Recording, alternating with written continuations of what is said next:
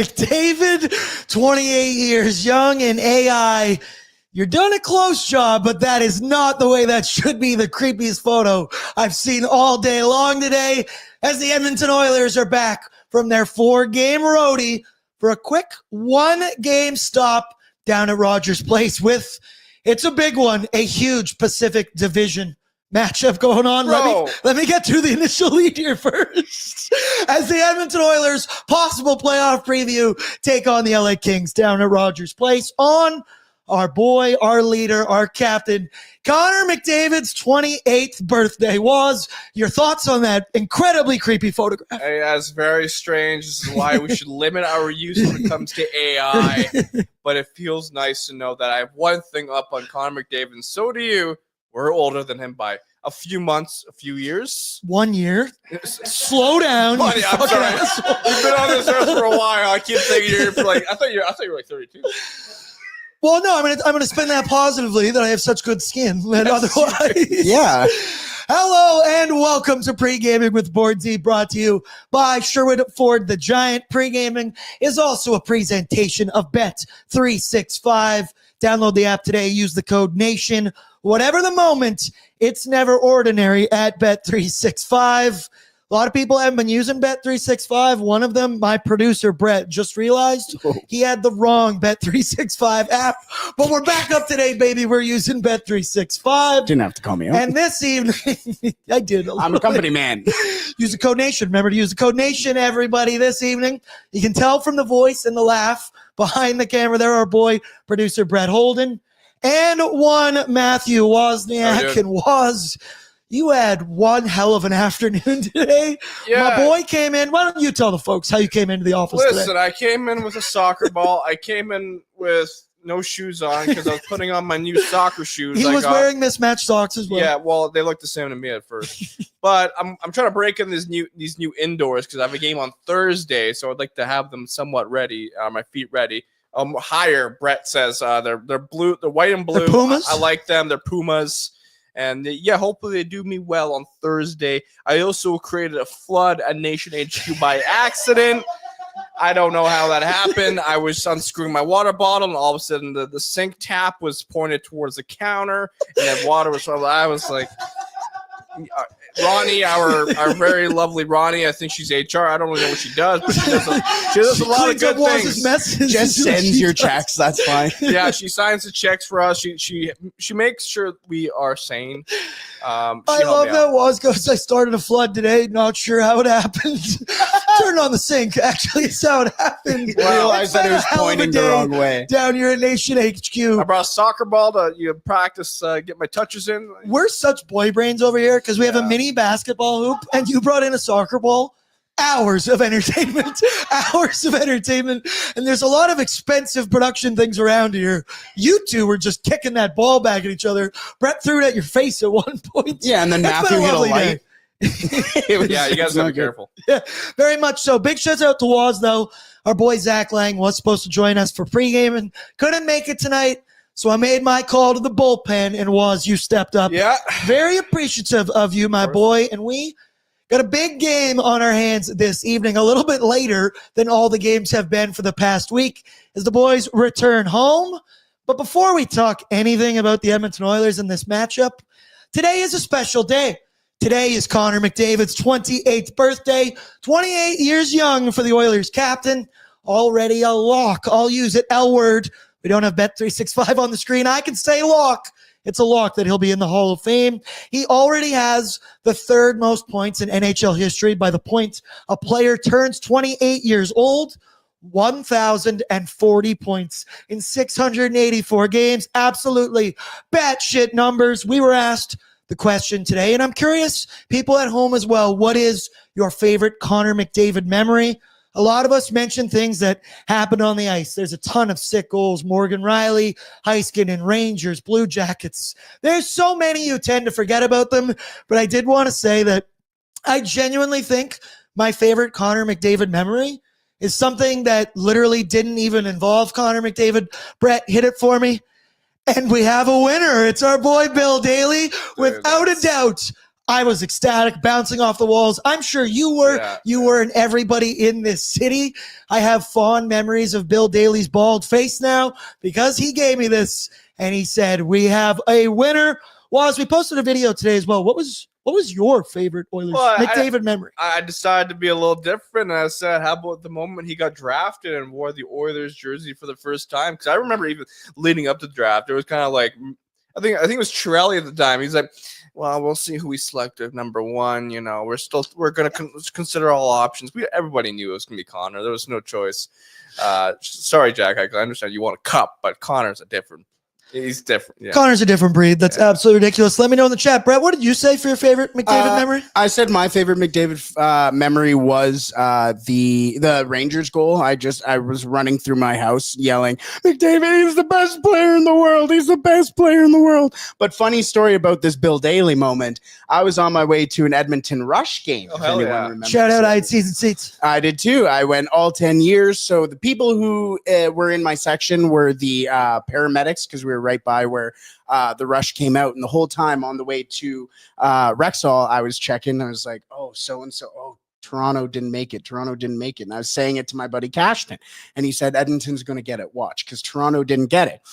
We get to our seats at Rexall right before warm-ups. And that is when it came through that Edmonton had won the sweepstakes. And I'm like, oh my God, we did it. And I'm freaking out. And all of the paramedics are coming over being like, sir, are you okay? What's going on?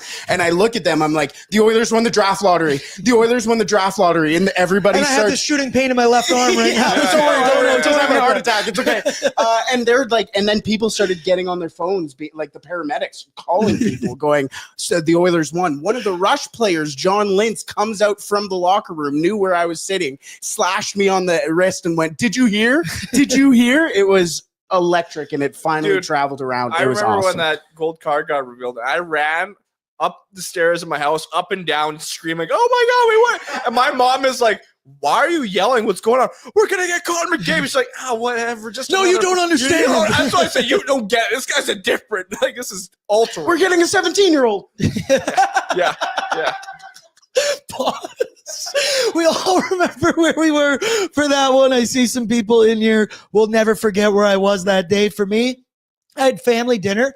We were eating dinner, but I knew it was about to come up. Very rude move. Just got up, left the entire table, and my family could just watch my face. Sorry, was in the middle of a sentence there.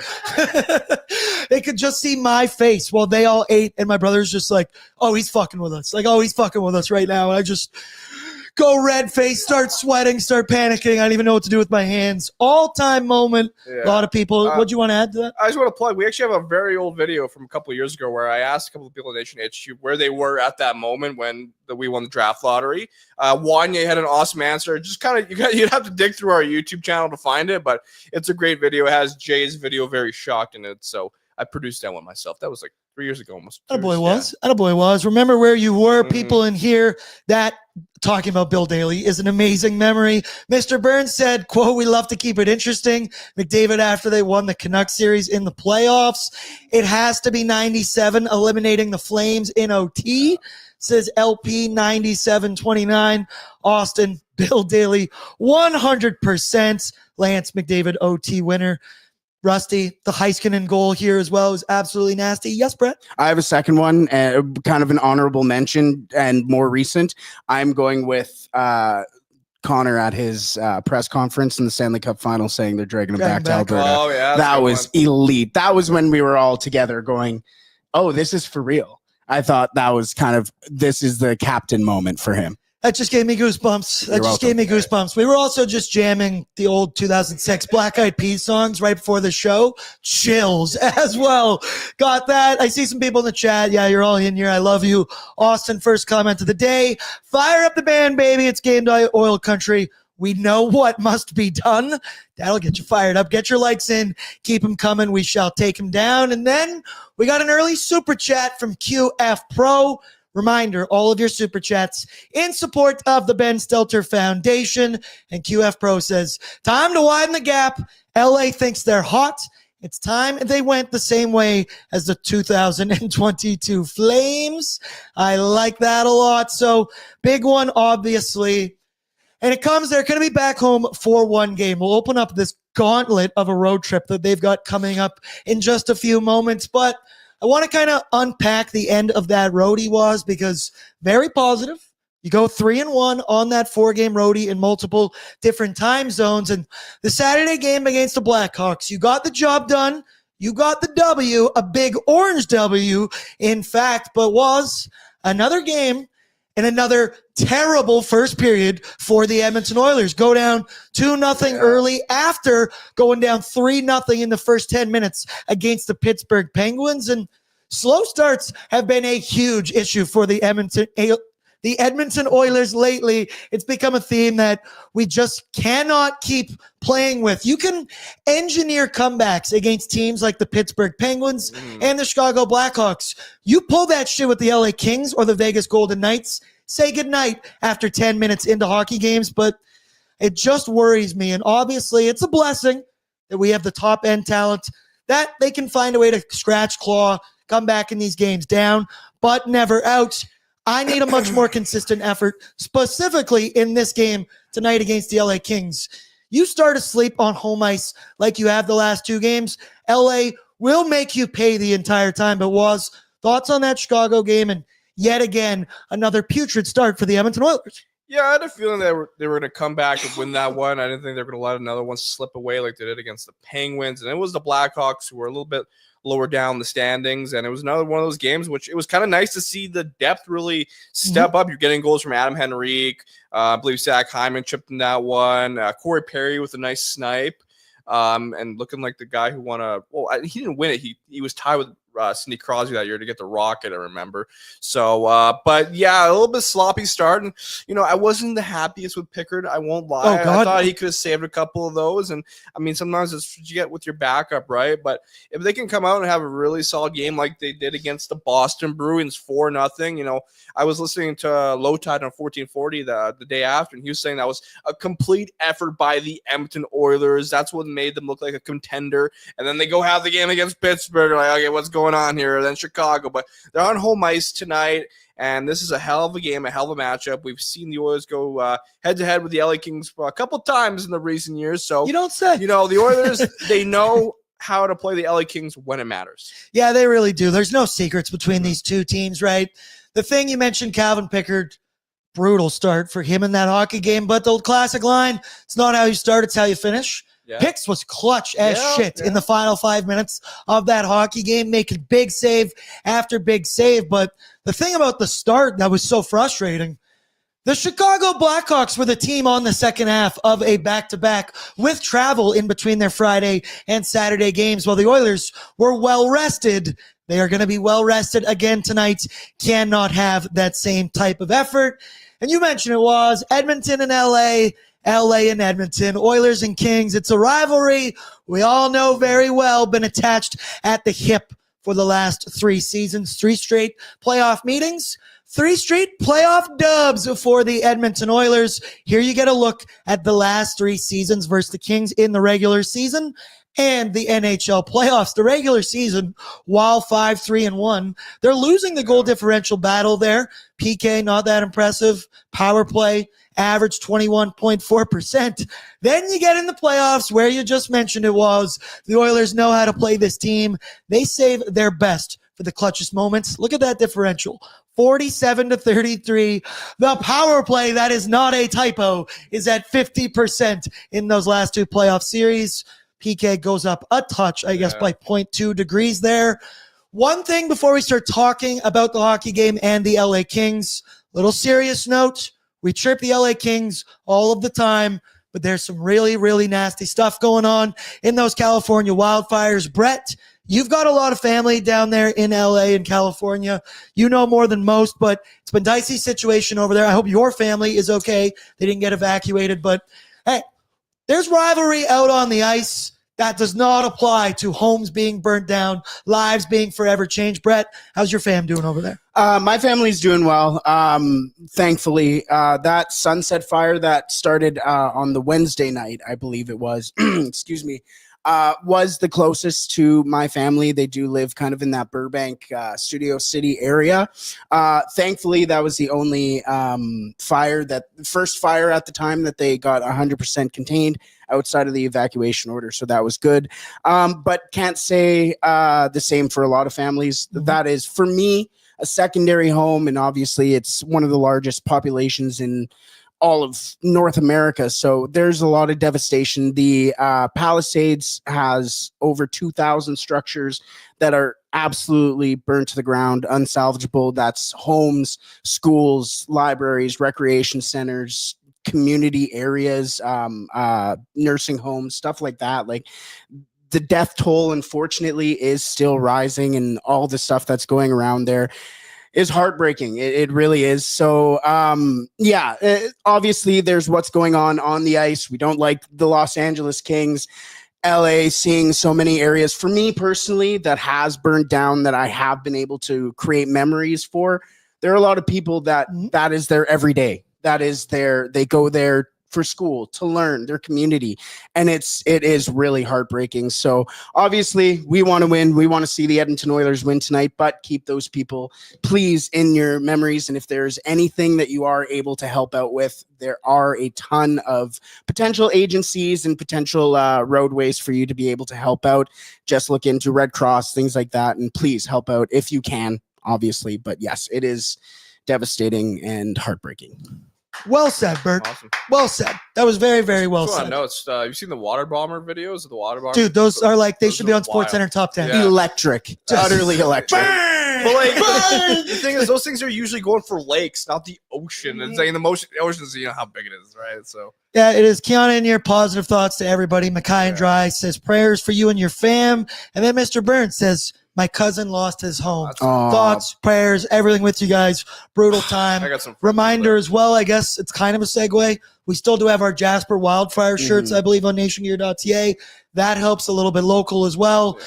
We know it well here in Western Canada and whatnot around these parts. These fires, they're devastating. And one more thing, just it is a utter remembrance and reminder that we see even in this Jasper, or the last Jasper fire as well. We're seeing it again in Los Angeles. There are real life superheroes. You please appreciate what those people do, because I couldn't imagine the things that they have to go through to just do their job. So please remember, real life superheroes are involved in this right now. Facts. Even I saw like Mexican firefighters, Canadian firefighters, everything. Shout out the NFL today. Everything they had was LA Fire Department. Really doing a good job. Also, Oilers. Vikings getting shit pumped 10-0 right now.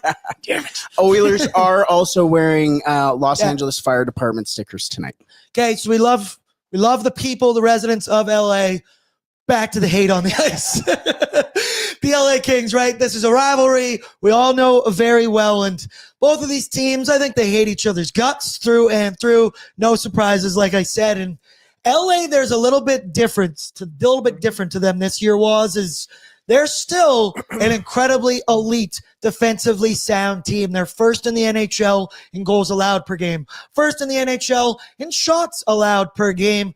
But they do no longer play that boring 1-3-1 trap style system. They still lean on their defensive tendencies, but they've got a little bit more offense, a little more run and gun in their game, if you will. We got to see it in their last meeting when it was a high scoring 4-3 affair, little run and gun. Quentin Byfield in that game was on fire, but the Oil, these are huge games, right? There's only 4 this season. They've already done 1. Oilers lost. The next 2 will come in the month of April at the end of the NHL season. Those games are going to be fucking massive points in the standings. But right now, these games mean the same. They've got a 4-point swing. But does LA kind of give you a little bit of a different vibe this season for those reasons I just mentioned? They're now scoring a little bit more goals, still sound defensively. Darcy Kemper has been on fire in the crease for these LA Kings. His numbers incredible. His numbers lately even more incredible.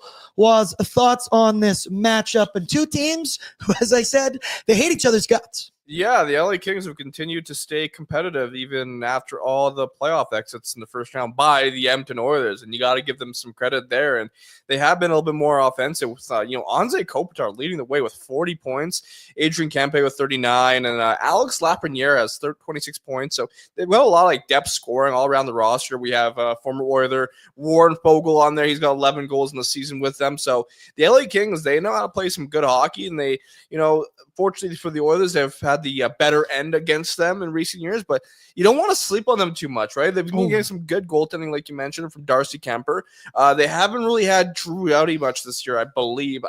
Was he hurt before? He broke his ankle in preseason. Okay, so there you go. But yeah, once again, you can't sleep on them too much. I believe it's Vladislav Gavrikov who's been had the most time on ice per game for the Kings with 23 minutes, and Mikey Anderson as well. So we've got some good defensemen, and I see we got another one in here right now. A super chat from Bob Stoffer. I watch you guys more than my Prime sub, and this is free. So hashtag Ben, it's Connor's B-Day.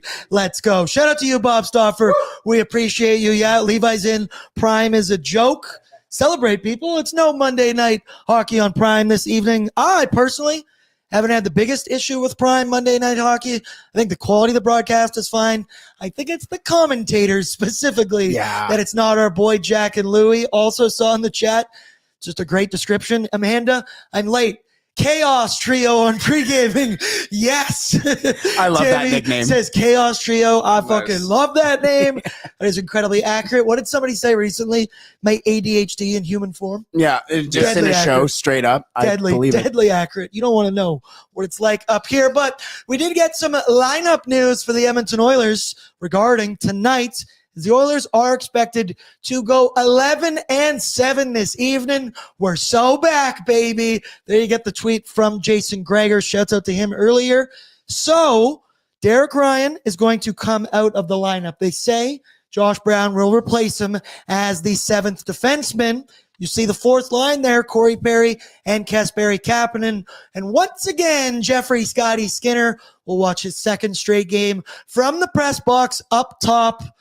There's a lot to unpack here, right? So expect to see Connor and Leon a shit ton this evening when going 11-7. Double shifts with the fourth line down there trying to get Connor and Leon with some better matchups that might be out there against that fourth line. But I laugh.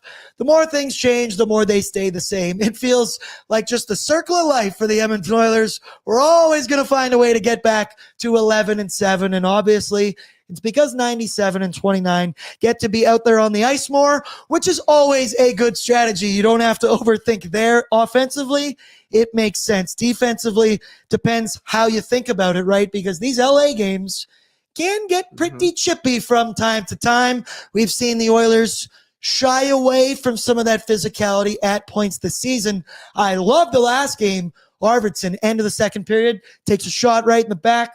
Darnell, Corey Perry, the dogs get in there and start a scrum at the end of the game. I do think that might be the message to one Josh Brown being the seventh defenseman. I don't expect him to play more than 8 minutes this evening. So why don't you spend 5 of those in the box, maybe police the game a little bit? I mentioned the Rats that are on the LA Kings. Wazinho, thoughts on going 11-7? Going to get to see more Connor and Dry, but I do think there's an aspect of maybe you're a little security guard in Josh Brown back there. Yeah, I mean, I think a lot of people were kind of overreacting to Josh Brown. Like, he's not going to do much, and I understand why people don't like him because he doesn't do like a ton, I guess. He doesn't move the puck well, and you want all your defensemen to move the puck. That's Paul Coffey's MO, basically, but he does bring a little bit of physicality, and I think that's why they've injected him into the lineup. And, I don't like the way they've handled Jeff Skinner this year.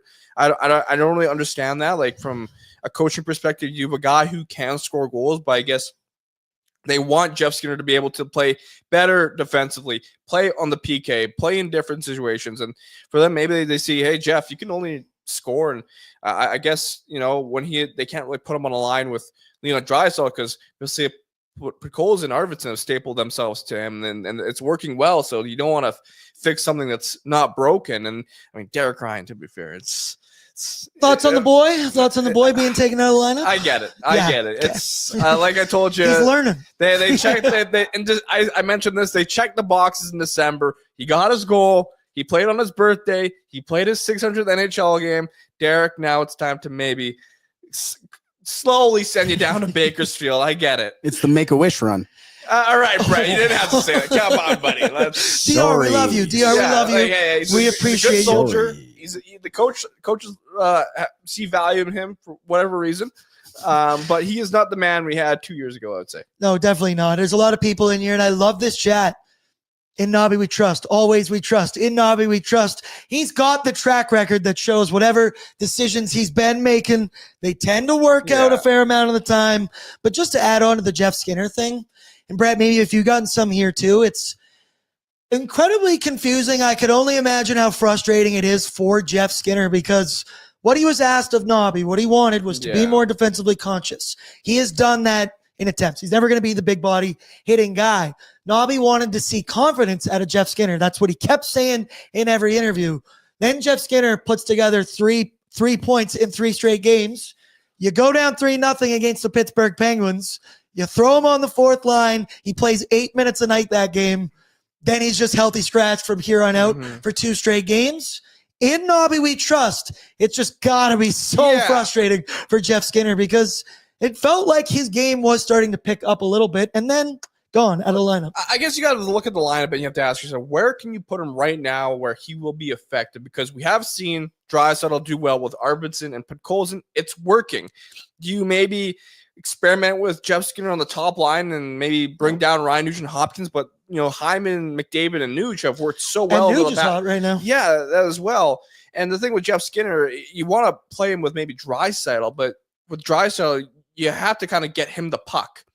And Jeff Skinner's the type of player where you also have to get Jeff Skinner the puck. And it's like, well, who are you going to value more in this situation? Leon Draisaitl or Jeff Skinner, right? And Leon Draisaitl knows how to make plays. And that's why Podkolzin's done so well with Draisaitl, because Podkolzin can get the puck to Leon. I always say if Leon Draisaitl wanted Jeff Skinner, you bet your ass he'd get Jeff Skinner. If he wants Vasily Podkolzin, he's going to get Vasily Podkolzin. So sure, it's Nobby's decision as well. I'm sure Dry has some influence there. Brett, you want to pull up the schedule here? This is our Edmonton Oilers home for 1 game here against the LA Kings. And then buckle up, buckaroo. The next 3 games, they're all big ones in this Western Conference, specifically right now. You get a look here, home against LA tonight. Then you got Minnesota on Wednesday, back-to-back, paired with the Avalanche Thursday, the Canucks on Saturday, and then even more so, the Washington Capitals Tuesday, playoff team. Then you get the Vancouver Canucks again. In this 6-game stretch, 3 of them are big games for this Pacific Division. And the Oil, they just went through an incredibly tough gauntlet in the month of December that saw them beat St. Louis Blues, the Tampa Bay Lightning, the Wild, the Vegas Golden Knights. They lost by 1 goal to the Florida Panthers 6-5. Then they beat the Boston Bruins 5-1 in that stretch. We called it a big litmus test at that point to see are the Oilers contenders or pretenders. They passed that test with flying colors, looking legit.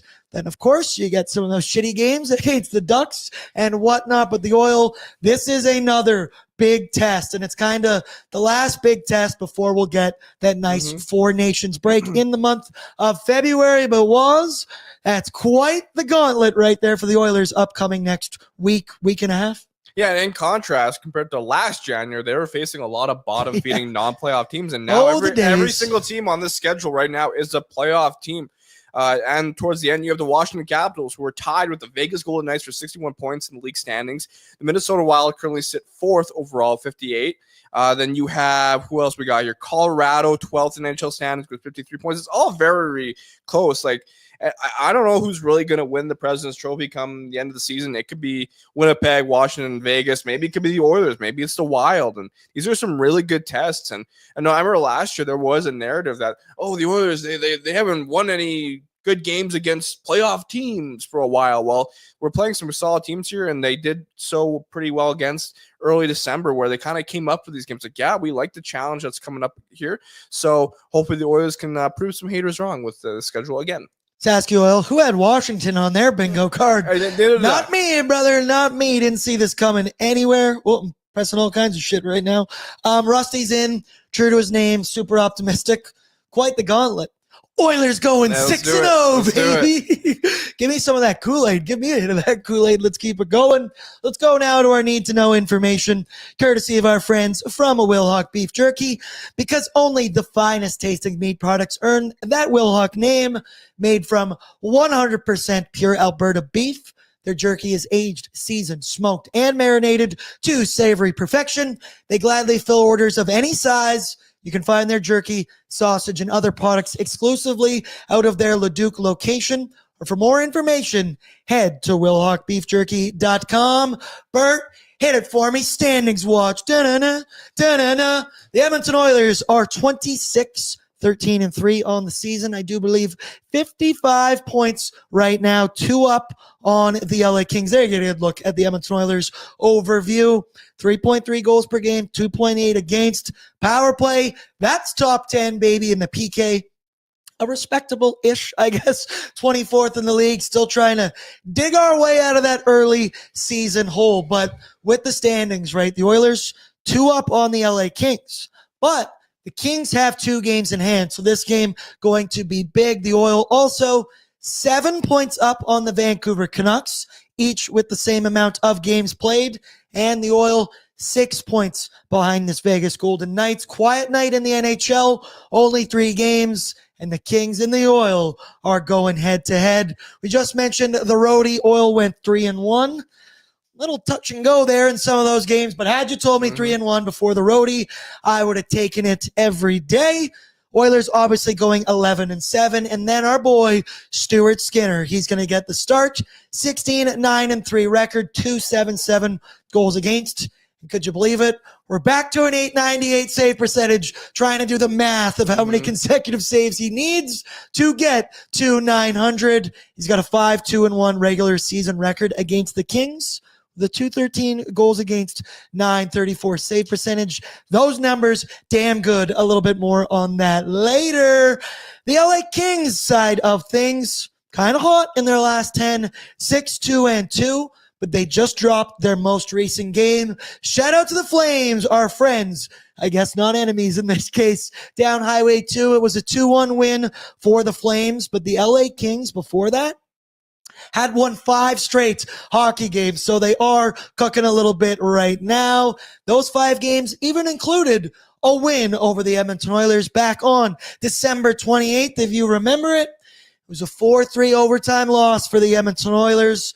The Oil had a 3-2 lead heading into the third period. Sound familiar? But they found a way to blow it, and we saw Quinton Byfield score the game winner. He had 2 goals in that one. Remember, Warren Fogle also scored in that one. More on him later as well. His first return to Rogers Place since the Stanley Cup Finals.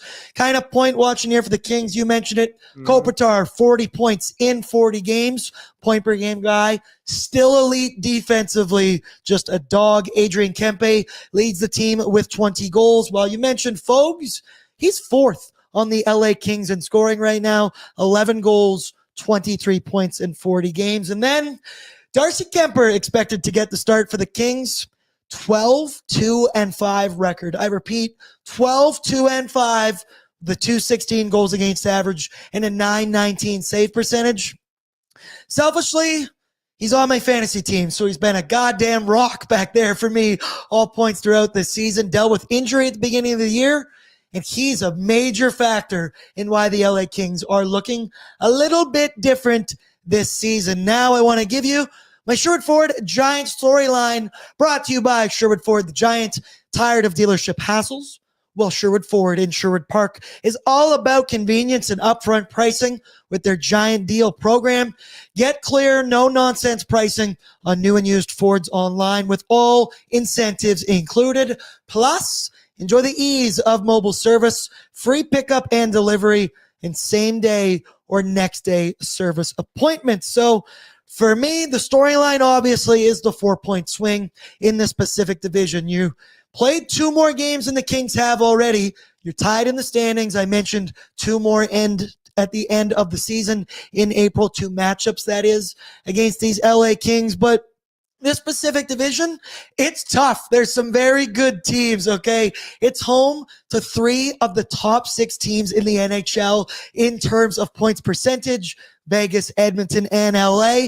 And in the last 30 games, those 3 teams are 3 of the top 4 teams in the entire NHL. This is a massive game, with the Oil already dropping their first meeting to these Kings, blowing that lead and losing it in overtime. I guess if you wanted to go further, my key to victory in this hockey game: start fast, start early. Do not be down a goal or 2, because I've mentioned it against these Kings. They will make you pay, but start angry, start fast, start pissed off. Use the home crowd advantage to your side, right? And try and get that first goal. LA, we know, incredibly good defensive team. It is going to be hard to score on Darcy Kemper. Even more of a key to victory: get in this guy's kitchen. It's the age-old good goaltender. The only way you can get him off his game: get in his kitchen, get in his grill, get in his blue paint, try and get him off said game and see what you can do. So, Waz, there's my storyline, 4-point swing, and my key to victory. You got either one of those, or what's going on in that pretty little head of yours? What's going on, my little pretty head? Honestly, it comes down to the standings and just trying to get 2 points out of this game. It's incredibly tight in the Pacific Division, and Jason Greger wrote on Oilersnation.com as GDB how he thinks the Pacific Division is the best division in hockey right now. Would you agree or disagree with that? As I just mentioned, 3 of the top 4 teams in the last 30 games all are in the Pacific Division. Now, there's some bottom feeders in the Pacific Division, but there's some elite teams as well. The Anaheim Ducks kind of proved us wrong recently that, anybody can beat anybody. Sharks are still there. The thing with the Pacific Division, and this kind of has happened the last, I would say, 4 years. Going into the season, the Oilers are always the favorite to win the Pacific, but they always manage to finish second, and someone always tends to surprise us. Last year was the Canucks. I didn't expect them to win the Pacific. This year, I won't lie, I didn't anticipate Vegas to be as good as they are, being first place in the league with 61 points. And then, of course, there was the 2022 season where the Oilers went to the Western Conference Final. Calgary won the Pacific Division. The year Vegas won the Cup. Vegas won the Pacific. And all these years, I believe everyone's like, well, this has got to be Edmonton's year to win the Pacific. And every year, we're coming up just a little short, and it's annoying me. So hopefully this year, unfortunately, it comes down to a little bit of scoreboard watching. Hopefully, Vegas drops some points, which they did recently. But, we got to catch them. And come, I believe it's April 1st when we're in Vegas, like that's going to be huge. Fortunately, we do have a good record on nation vacations, but still we gotta wait a while to get to that game. And it starts tonight. Just get some 2 massive points against the Kings, because they have also been red hot in the Pacific Division this year. So my storyline is the Pacific Division. Let me ask you, just kind of around the room right now, who would be the team you would want to play in the Pacific Division first round of the playoffs? Pretty much between the Kings and the Canucks, if you were going to take it that way. I would love the Oilers to get the 1 seed. We will see what happens with that. Brett, would you rather play Vancouver or LA this year? I think I'm totally Vancouver. They're in a world of chaos right now, falling apart. And the LA Kings, it's the classic. You play that series 100 times. Yeah. LA's going to win it eventually, I do think. Right? So it's kind of, you're just playing with fire a bit. And while the Canucks, dominating team last season, the Oilers did beat them in 7 games, and they kind of look like a shell of what they were last year, still in a playoff spot. But Brett, Kings or Vancouver, who'd you rather play? Don't care. It's 4. Whoa. That's all I wanted to come in here and say. It doesn't matter. It's 4. Vancouver, they might even find a way to do it in 3. But Edmonton knows LA too well. They're too good. I don't think LA has made the adjustments yet that can beat Edmonton. They look better. Don't like them still. Vancouver, they're just a mess. Chaos. So, yeah. And us 3, no chaos. You're not wrong. 4 against LA, 3 against Vancouver. Look. I don't like the Canucks fan base, but their team, you can't sleep on them, especially Thatcher Demko. Who's their defense was? Quinn Hughes is a difference maker. And who? Who else? Buddy, I'm just saying. Quinn Hughes is arguably going to win the North this year. Good, but he's injured as well. Quinn Hughes been injured a bit. Matthew, do you know who has the second best expected goals for? Hey, we know this. Come playoff time, you can't sleep on anybody. Fight Okay, I'm just saying. And I feel like we are sleeping on Vancouver a bit here. Do you know who has the second best goals for per 60 minutes on that defense for the Vancouver Canucks? Please tell me. Vinny Desharnais. Now you tell me who sucks. Because it's not Derek Ryan who has the best. Children, please. Children, please. I'm just saying. I don't like it when Vancouver- mommy and daddy fight at the dinner table. I don't They got like players. that. Connor Garland, he's a sneaky good player. All right. Okay, that's not the name. We're moving along. We spent way too much time on this as well. Let's go now to the Edmonton Oilers projected lineup this evening. Bert, hit it for me if you got it. Oilers expected to go 11-7. Josh Brown is not playing fourth line right wing, people. It's just how it looks on daily faceoff. Your top line of Ryan Nugent-Hopkins, Connor McDavid, and Zach Hyman. Pods with Dry and Harvey. Brown Mark featuring Rico, baby. Yanmark. Adam Enrique, who's red hot right now with Connor Brown. Fourth line, Kapanen with Perry and not Josh Brown. They'll be there. Connor and Leon, expect them to rotate in. And then your deep pairings, same old. Ekholm with Bush, Nurse with Stetch, and Brett Kulak with Ty Emberson. So I saw a lot of discussion online of why are the Edmonton Oilers going 11-7 tonight? And for me, I think the answer is pretty simple, in my opinion.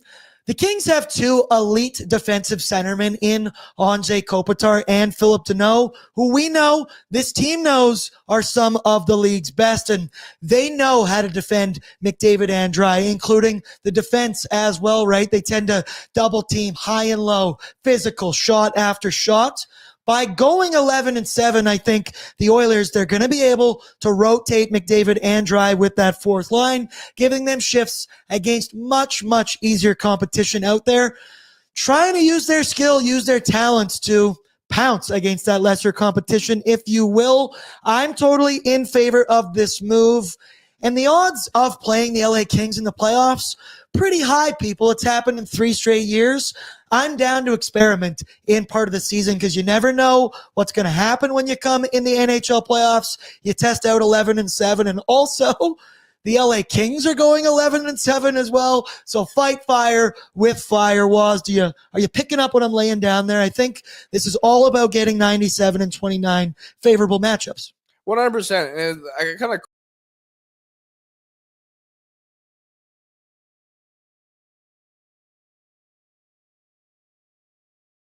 to keep them on separate lines, but the Oilers, they do like to go nuclear when things are not going their way, especially against the bottom feeders. When would you toss them together? What, Connor and Leon? Yes. Like, how often do we go to that tool shed? Well, like, I love the way that Nobby does it, right? Because he does it in after icings, after PKs, end of periods kind of thing. I want him to keep using that, but get 97 and 29 out there against their lesser competition. Apologize, don't really know what happened right there, but did you guys also get the cut to Brett's face right in front of it? Because I did. I didn't know that. Boo! He's got a button of a nose. Final one, we got to move along quickly here. Man, we love to waste time on this show. Did we all see the bar down rankings for the Hart Trophy that came out today? Who pointed it out was me. Shield your eyes if you have not yet. Tell me you don't watch the Edmonton Oilers without telling me that you don't watch the Edmonton Oilers. They pooled their bar down staff, I guess. They said for Hart Trophy candidates, Nathan McKinnon, Kirill Kaprizov, Connor Hellebuck, all 3 great picks, Connor McDavid and Quinn Hughes. And my answer to that is, where the fuck is Leon Draisaitl on this list? Do not get me wrong. Connor having a great season. He's top 5 in this league. On a bad day, he's top 5 in this league. And he's not having the year that Leon Draisaitl is having. Leon leads the league in goals by a healthy margin, leads the league in game-winning goals, even strength goals, you name it. He's added this defensive awareness and capabilities that I never knew he was capable of. You throw it all together, he's without a doubt the MVP of this Oilers team. I think if we polled everybody in this chat, it'd be 95% saying yes, this is just classic. Not watching the Edmonton Oilers. No. I saw Bardown got roasted over the coals today because of this list. Was completely invalid list if Leon Draisaitl's not on it. Take a little bit of credit here. I'm the one who pointed it out. What the hell's going on here? I posted it on my Twitter first, and I saw DJ Bean posted later. So I'm just saying, Down boy. But I do agree fully with you. I didn't understand what was going on here. I had to do a double look. I'm like, hold on, where's Leon? Hart Trophy, excuse me. You pulled your staff, and Leon, like, basically what you said, you don't watch the Oilers. You have not been paying attention. And, interestingly enough, I find Leon Draisaitl generally has not been getting a lot of love for the Hart for whatever reason. NHL.com actually today posted their Hart Trophy tracker, and Nathan McKinnon is at the top with 60 points. Second, Kirill Kaprizov, 53 points. Third, Nikita Kucherov, 29 points. Leon Draisaitl is fourth with 23 points, according to NHL.com. And for this, they polled 16 of the writers at NHL.com. So I'm very curious to why he's not getting more love. So don't watch it. Leon Draisaitl also at 5-on-5, his numbers are ridiculous. He also hasn't been getting a ton of time with Connor McDavid. His line mates are not the greatest. Like, nothing against Podkolzin and Arvidsson, but those other names you just mentioned are playing with much better household names than Pods and Arvidsson. And Leon Draisaitl. Keep moving here. He's okay. Sorry. Notes for the Oilers as well. Rico, red hot. Ryan Nugent-Hopkins, red hot as well. So keep an eye out for them this evening. Let's go now to the starting goaltender report, brought to you by Sherwood Power Sports and Marine. Hit the trails this winter and the waves next summer. As fellow hockey fans, the team at Power Sports and Marine are helping Oilers Nation fans gear up. Also, keep your eyes peeled because they've been playing their commercial during Oiler games recently. They're home of an ATV for just $50 bi-weekly, or cruise the open water on a boat for as low as $105 bi-weekly. Sherwood Power Sports and Marine, hockey fans helping hockey fans get set for their next adventure with motorcycles, quads, e-bikes, and boats. So we know Stuart Skinner expected to get the start. Brett, now do you want to hit that graphic for me with Stu's numbers, regular season and the NHL playoffs? The most important number in the playoffs is the wins, but look at those regular season numbers.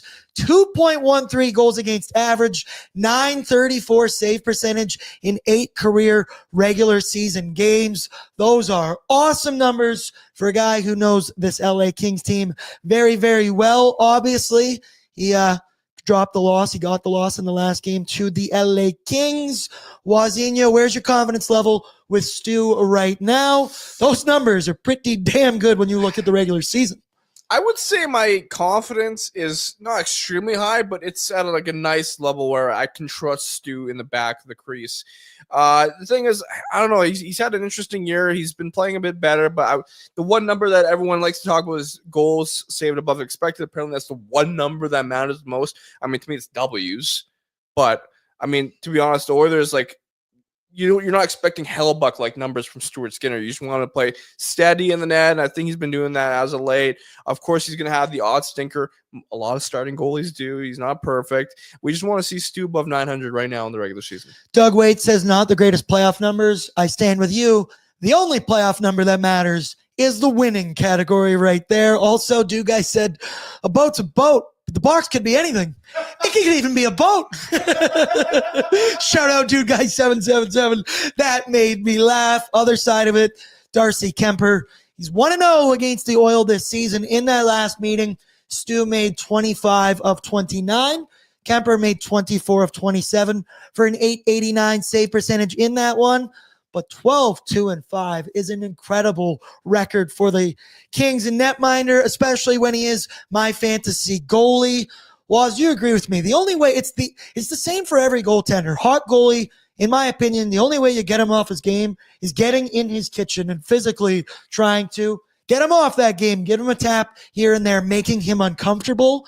I think the Oilers are going to be living in the crease. I'm looking at Corey Perry. I'm looking at Zach Hyman, Podzillas. Get in there, give him a shot, get him off his game. You got it, because Darcy Kemper, especially in his last 10 games, has been .937 save percentage, 1.68 goals against average. So Darcy Kemper, he's pretty good, especially in his last 10 for the LA Kings. Last couple games here, he's had a .947 and .971. He had a shutout against the New Jersey Devils, who've been pretty good this year. So Darcy Kemper, we got to find a way to beat this guy. We really do. We really do. He's kind of the difference, right, of what scares me a little bit with the LA Kings, a little bit more this season, I should say. Let's go now to the away lineup, brought to you by Greta Barjeg. Favorite spot in the entire city. Great for pregame. Great for postgame. Great on weekdays. Great on weekends. Awesome street food. Incredible weekly drink specials. And, of course, the awesome arcade games as well. And people, you've been asking a lot recently, when are we going back to Greta? Well, you see our Super Chat foundation there is the Ben Stelter Foundation. Well, how about we combine them all, the Stelter Foundation, Greta Bar-Yeg, for our third annual Brunch for Ben down at Greta Bar. It's the ultimate hockey day out for fans and families alike. Emphasis on families. Join us February 22nd as Edmonton takes on Philly and dive into a morning packed with excitement, laughs, and community spirit. Kids are encouraged to join, right? It is a bar. There's a ton of awesome arcade games, but this game is at 11 a.m.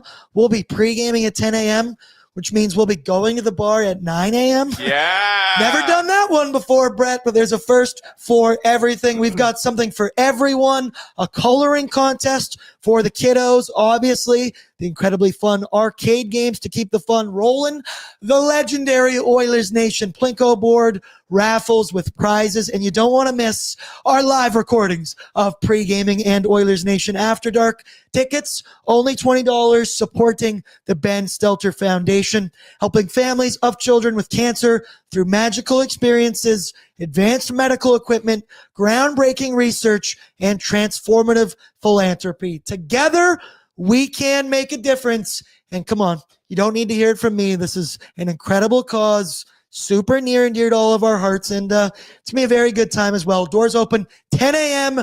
February 22nd. Brett, what were you laughing at that time?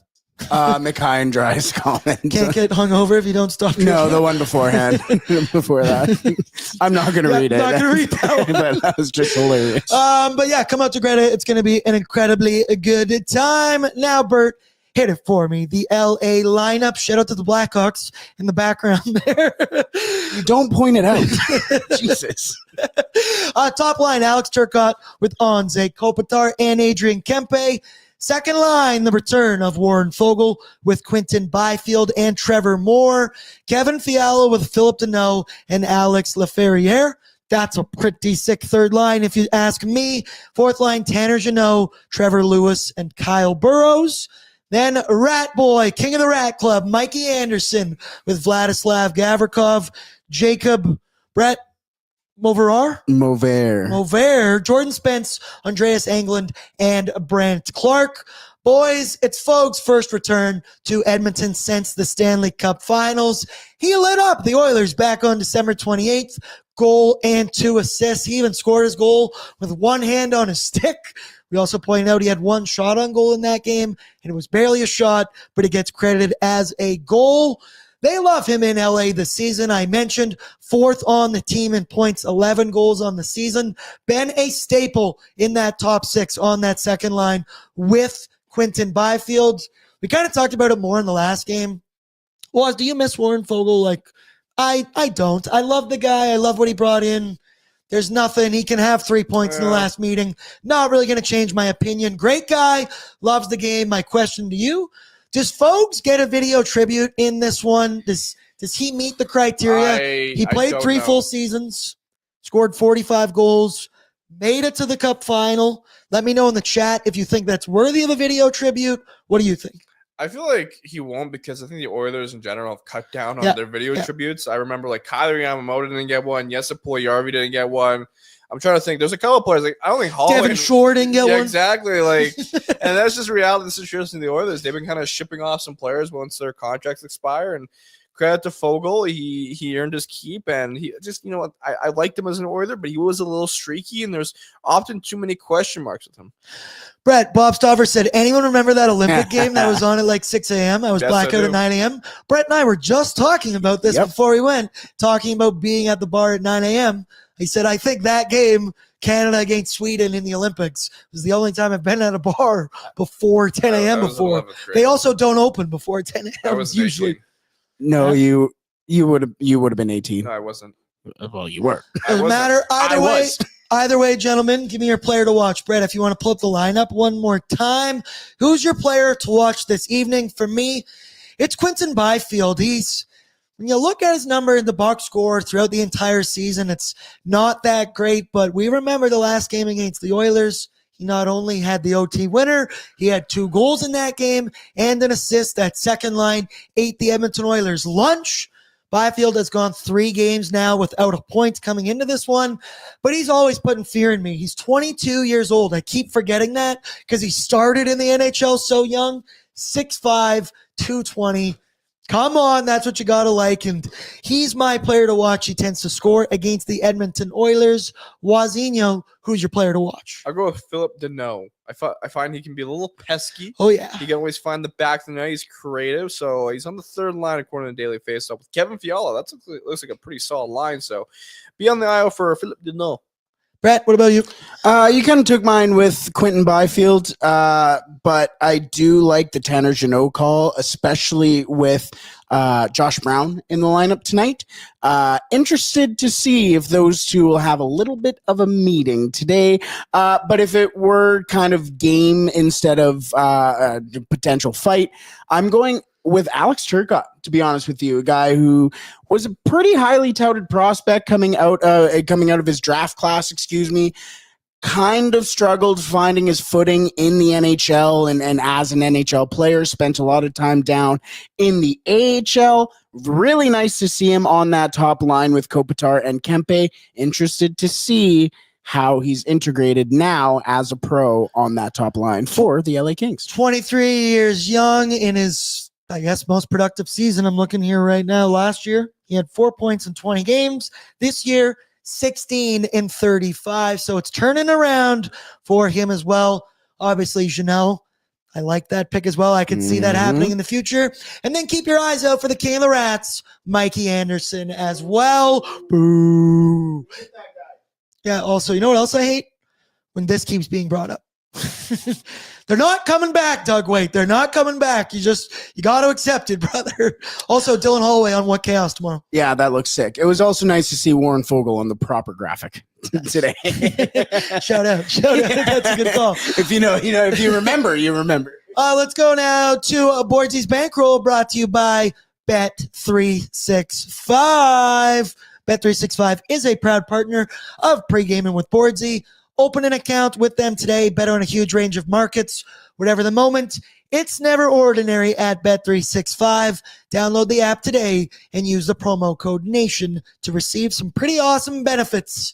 All right, Bert, let's take a peek. I got to give a shout out to Liam Horban for digging through Bet365 today. Excuse me. Stuart Skinner. For over 20 and a half saves is even money at plus 100. Don't really get that one. The Kings, well, they don't shoot a ton. They average 27 shots per game, which why I found this line at 20 and a half to be a little bit weird for Stuart Skinner. Makes 0 sense to me. You give me even money. I like that one. I don't know if I've bet on a goaltender all season long on Bordzy's Bankroll. The second option, our intern Reese isn't here today. He's actually down at Rogers Place for this one. He told me Evan Bouchard is having a night tonight. So I said, all right, let's chase some juice with Bouchard power play points. And in 5 playoff games last season against the LA Kings, when the Oilers power play was rocking at 50%, Bush had 5 power play points in those 5 games. And in their last meeting, the Edmonton Oilers power play did score against these LA Kings. And then the next one, it's Bush again, baby. Over 2.5 shots on goal, even money, plus 100. He averaged in the playoffs 3.2 shots per game against the Kings. He's also hit this line in 3 straight games, not to mention one of them, he had 10 shots on goal at the conclusion of that one against the Pittsburgh Penguins. I think Bush still always going to be the shin pad assassin, but I do think they've been getting through a little bit more recently. Once again, reminder, do your betting on Bet365, and a reminder, do so responsibly. Only bet what you're willing to lose. We do not unit shame over here at Oilers Nation. You can put anything down. Also, I don't see Justine in the chat today. She's been red hot gambling, so I am curious for her pick. Wazzy, first question, which of those do you like the most? And then final, do you got anything on Bet365? Yeah, I like the Bouchard power play point. Bouchard actually has 10 points 11 points in his last 10 games against the LA Kings. Boom. Something to keep an eye out for. Yes, I do. I have a 6-leg parlay, and I don't have it off the top of my head. I made it this afternoon after I win every day, and I just combined a bunch of the things they said on the show, like Nuge anytime goal, Leon anytime goal, Hyman anytime goal, all the fun stuff. Hopefully it hits. Bert, what about you? Which of those bets do you like? And do you got anything going on? Yes and yes. I am a massive proprietor of the shot prop right now. I'm following the intern Reese. I do like it, and the reason why is because I put it in my Spider. What up, son? Spider. Sorry, I won't come on camera because as that thing happened, it kicked me off. So you can just hear my wonderful voice as my mother does all the time. Edmonton, money line. I have that one. Leon over 1.5 points. A Connor over half a goal. Birthday boy. Got to go with Connor. I'm putting in a former Oiler in this one, folks. Over 1.5 shots. Now, Reese did read out the shots for me. Not very good. I think he has a total of 3 shots in the last 5 games. Sick, but he's playing his former team. I'll take it. Speaking of shots, Bush, as mentioned, over 2.5 shots. Over 3.5 goals in this game. So 4+ For the Oilers, over 3.5? Over it total in the game. Blocked shots. I actually have 2 blocked shots in order to get this full-on Spider. I needed 2. 1 for Darnell Nurse, 1.5 for Darnell Nurse. And the other bet is the Rat King, Mikey. Who's an adult named Mikey?